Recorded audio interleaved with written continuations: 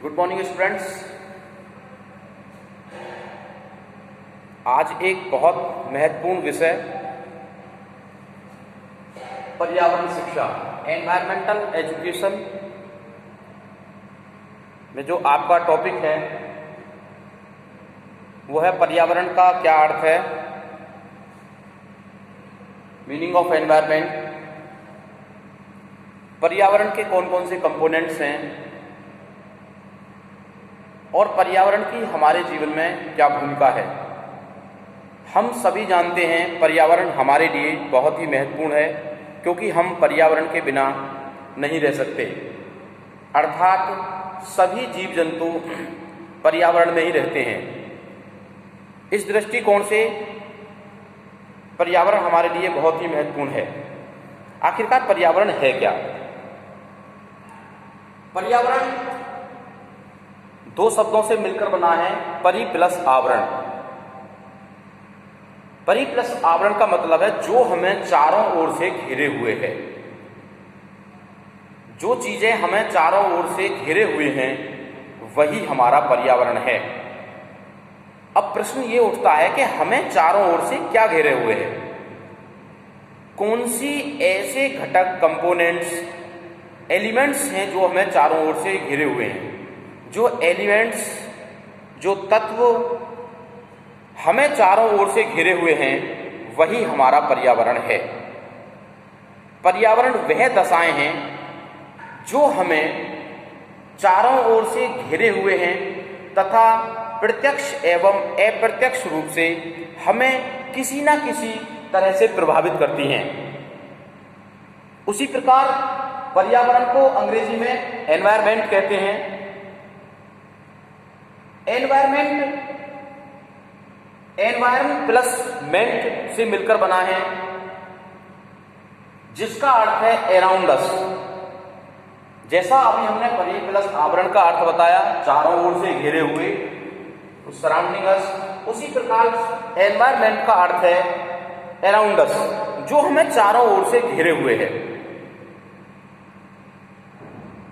प्रश्न वही आ जाता है कि आखिरकार हमें चारों ओर से क्या घेरे हुए है, हमारे चारों ओर क्या है। हमारे चारों ओर हमें कौन सी चीजें घेरे हुए हैं जो हमें जन्म लेने के उपरांत से मरने तक प्रभावित करती हैं। वह सभी दशाएं हमें पूरे जीवन डायरेक्ट या इनडायरेक्ट रूप से प्रभावित करती हैं, इफेक्टिव करती हैं। पर्यावरण को हम साधारण शब्दों में इस प्रकार भी प्रस्तुत कर सकते हैं। पर्यावरण वह है जो हमें पूरी तरह से प्रभावित करता है और हमेशा जीवन भर प्रभावित करता रहेगा। स्ट्रक्चर ऑफ एनवायरनमेंट, जैसा कि हम कह रहे थे कि हमें चारों ओर से क्या घेरे हुए है, तो वह है स्ट्रक्चर ऑफ एनवायरनमेंट। पर्यावरण की संरचना कि पर्यावरण बना कैसे है, हमें कौन कौन सी चीजें ऐसी हैं जो चारों ओर से घिरे हुए हैं। इनको और गहराई से समझने के लिए हमने पर्यावरण की संरचना को दो भागों में विभाजित किया है, जो हमें पूरे जीवन प्रभावित करती हैं या हमें पूरे जीवन घेरे रहती हैं। हमने पर्यावरण को दो प्रकार के कंपोनेंट्स में डिवाइड किया है। मुख्य रूप से पर्यावरण के दो ही कंपोनेंट्स हैं, स्ट्रक्चर ऑफ एनवायरनमेंट या कंपोनेंट्स ऑफ एनवायरनमेंट। पहला है बायोटिक कंपोनेंट्स और दूसरा है एबायोटिक कंपोनेंट्स। बायोटिक कंपोनेंट्स वह कंपोनेंट्स होते हैं जो जीवित होते हैं, जिनमें प्राण पाए जाते हैं, जो सजीवों की तरह क्रिया करते हैं और अपने जीवन को संचालित करते हैं।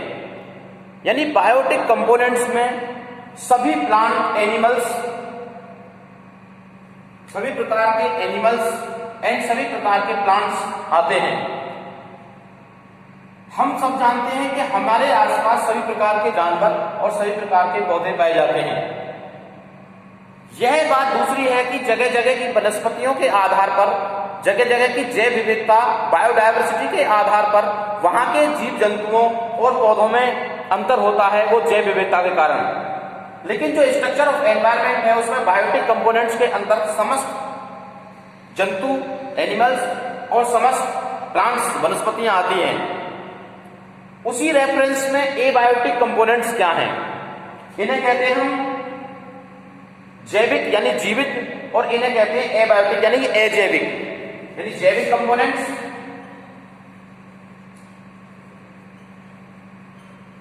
जैविक घटक और अजैविक घटक।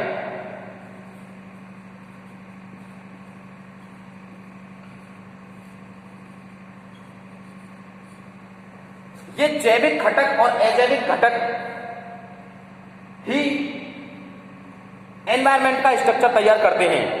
जैसा हमने बताया बायोटिक में एनिमल प्लांट्स होते हैं, उसी प्रकार एबायोटिक कंपोनेंट्स में बहुत सारी वो चीजें आती हैं जो हमारी चारों तरफ पाई जाती हैं, जैसे पर्वत, माउंटेन, पठार,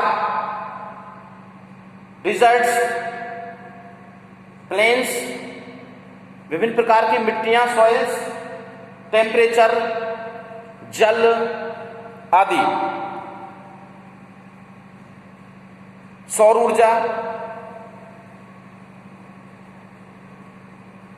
एबायोटिक और बायोटिक कंपोनेंट्स को हम कभी भी अलग नहीं कर सकते हैं, क्योंकि एबायोटिक कंपोनेंट्स की एब्सेंस में बायोटिक कंपोनेंट्स काम नहीं कर पाएंगे और बायोटिक कंपोनेंट्स की एब्सेंस में एबायोटिक कंपोनेंट्स कभी कार्य नहीं कर पाएंगे, क्योंकि ये दोनों एक दूसरे से कोरिलेटेड हैं।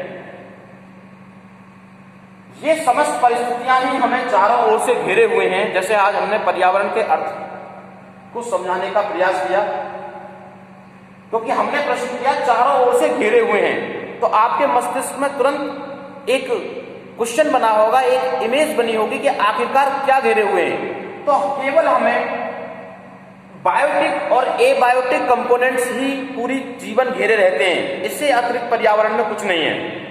इसमें जैसे animals, plants, temperature, soil, water, झरने। अब आप कहेंगे कि एबायोटिक और बायोटिक कंपोनेंट्स का आपस में क्या रिलेशन है? एबायोटिक कंपोनेंट्स को बायोटिक कंपोनेंट से कभी भी अलग नहीं किया जा सकता है, क्योंकि एबायोटिक के बिना बायोटिक अधूरा है और बायोटिक के बिना एबायोटिक अधूरा है।